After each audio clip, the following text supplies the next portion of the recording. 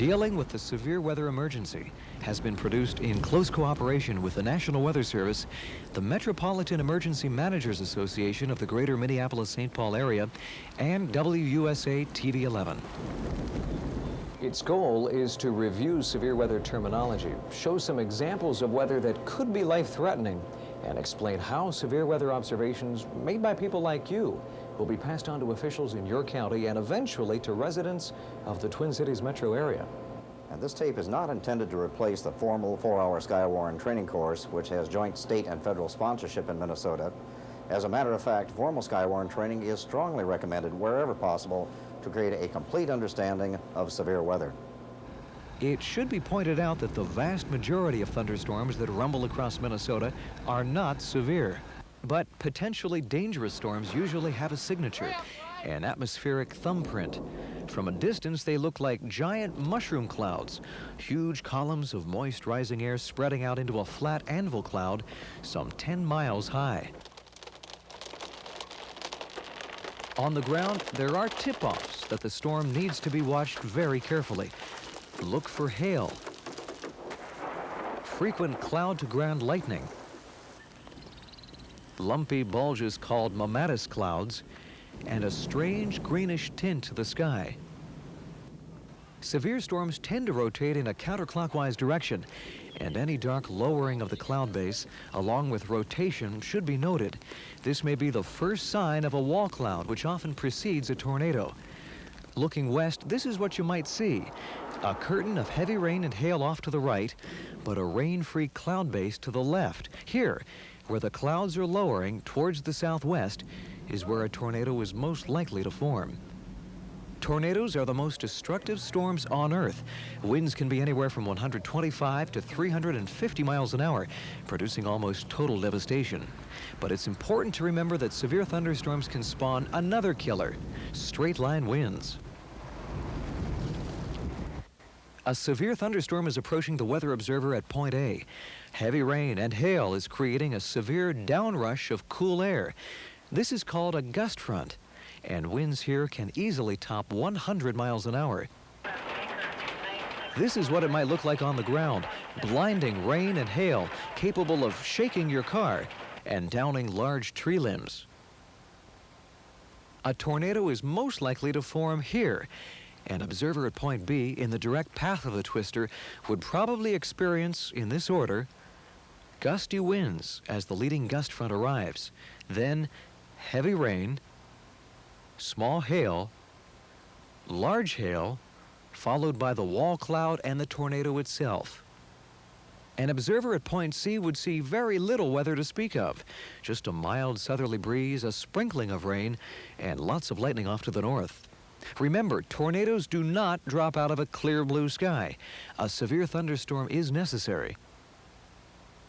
You have to watch that one right there.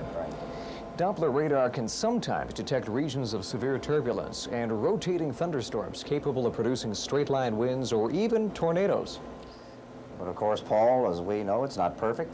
Doppler helps us to pinpoint those thunderstorms that need to be watched, but does not take the place of your first-hand weather observations, of which we know are so important. Okay, you're in your vehicle, out in the field, watching the sky carefully. What kinds of weather should you call in? Report 1, hail the size of a quarter or larger. 2, rain that can't be controlled by windshield wipers. 3, continuous lightning. 4, winds strong enough to rock your vehicle. 5, the existence of a rotating wall cloud. Or 6, the sighting of a funnel or tornado. Now be sure to include who you are, where you are, what you saw, and when you saw it. 6210 to dispatch. In the area of Highway 7 and 494, we have large tree limbs down, golf ball size hail. It appears to be moving eastward. Try and keep your reports as brief and concise as possible. Don't exaggerate or editorialize either. This isn't the time for a speech. Dispatchers in your county will be gathering the most essential information and disseminating it to the National Weather Service, Highway Patrol, fire, and civil defense officials. Be precise and accurate, because the National Weather Service may issue a warning, and the sirens may be sounded based on your observation. It has to be right. If confirmed reports of a tornado or sustained winds of 75 miles an hour are received, the decision will be made to sound the outdoor warning sirens. In some communities where the latest alerting technology has been installed, sirens can be sounded for just those communities in the direct path of the storm.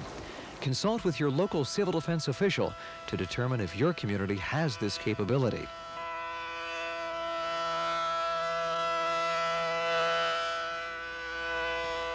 The outdoor warning sirens will alert the public to tune in to NOAA Weather Radio. The National Weather Service has issued a severe thunderstorm warning effective until 11 a.m. for people in eastern Hennepin County. The public will also have the option to tune into radio and TV stations in the Twin Cities metro area to find out just what's happening. Near Faribault, those red areas are regions of heavy to potentially severe thunderstorm activity. In communities where the new alerting technology is in place, the sirens can be sounded for hazardous fires and chemical spills too. If you come upon a chemical accident, be sure to report 1, your location and time, 2, the type of chemical believed to be involved, 3, the estimated wind direction and speed, 4, the expected duration of the crisis, and 5, what, if any, action is recommended. Should residents nearby evacuate, stay indoors, etc.? The information you provide may very well save lives, perhaps in your own neighborhood or town. Review of the severe weather terminology found in this presentation will help you determine the kinds of life-threatening events that need to be reported. With preparation, you and the greater Twin Cities area will be ready when severe weather strikes.